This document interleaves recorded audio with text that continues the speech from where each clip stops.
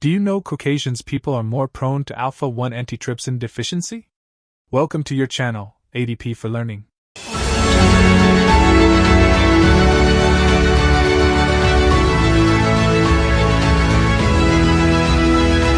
Today, we will learn how single gene disorders like Alpha-1 Antitrypsin Deficiency, popularly known as Alpha-1, affect the lungs or sometimes the liver. We will learn all the questions that are commonly associated with Alpha-1, such as, what is Alpha-1? Which gene is affected by Alpha-1? What are the symptoms and features of Alpha-1? How to manage and treat Alpha-1? So, without further delay, let's start with our first question, what is Alpha-1? As I told you earlier, Alpha-1 is most common among Caucasians.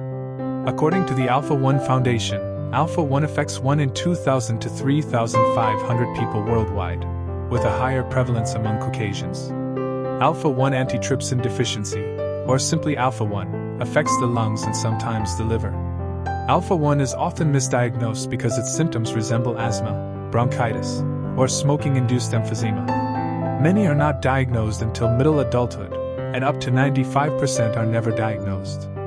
So, a question may come to your mind, what is the affected gene in Alpha-1? The affected gene in Alpha-1 is SEPINA1, on chromosome 14. This gene codes for a protein called Alpha-1 antitrypsin. People with the disorder have two non-working copies of the gene, so they make no working Alpha-1 antitrypsin protein.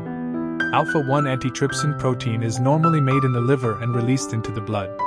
It protects the lungs from attack by an enzyme called neutrophil elastase. Neutrophil elastase is made naturally by white blood cells, specifically neutrophils, in response to an infection or irritants. It helps to clear away damaged tissue in the lungs. Without Alpha-1 antitrypsin protein, neutrophil elastase attacks and damages the lungs. Some people who have Alpha-1 make no Alpha-1 antitrypsin protein at all, and they suffer only lung damage. Others make a version of the protein that gets stuck in the liver. They suffer damage to both the lungs and the liver. Alpha-1 follows an autosomal recessive inheritance pattern. An affected child must inherit two non-working copies of the gene, one from each parent. As shown in the figure, Alpha-1 antitrypsin protein is active in the lungs, protecting them from damage. Without the protein, the lungs slowly accumulate damage throughout a lifetime. So, that leads to another critical question, what are the symptoms and features of Alpha-1? The effects of Alpha-1 vary from person to person. The results depend in part on the specific gene variants that a person has. The main feature of Alpha-1 is damage to the tiny air sacs, alveoli, in the lungs. When the alveoli are damaged, the lungs cannot expand and contract very well. This can cause shortness of breath, coughing, or wheezing. Over time, many people develop lung diseases, such as emphysema, asthma, or chronic bronchitis. About 10% of babies and 15% of adults with the disorder also have liver damage, which can develop into the chronic disease cirrhosis. In rare cases, hard and painful lumps may form under their skin, called panniculitis. So, at last, a question may come to your mind, how to manage and treat Alpha-1? Protein therapy, in which Alpha-1 antitrypsin protein is added to the blood, can slow lung damage.